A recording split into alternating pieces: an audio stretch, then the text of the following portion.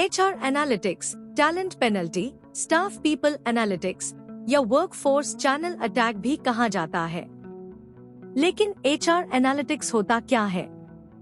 इसका मतलब है कि किसी चीज का एनालिसिस करना।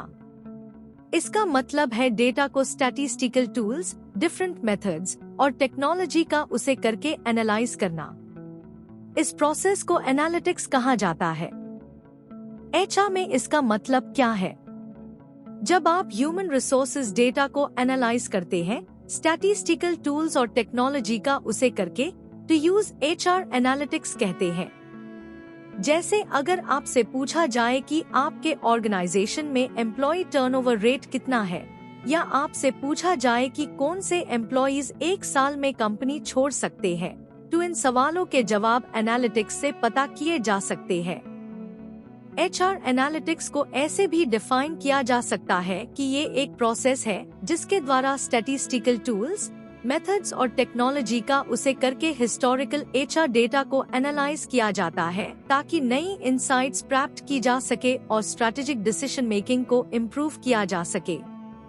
मतलब हिस्टोरिकल डेटा को एनालाइज करके आपको नई नॉलेज मिलती है जिसे आप स्ट्रैटेजिक डिसीजंस ले सकते हैं, जैसे एम्प्लॉय रिटेंशन इम्प्रूव करना, वर्क परफॉर्मेंस इम्प्रूव करना या एम्प्लॉय टर्नओवर को कम करना।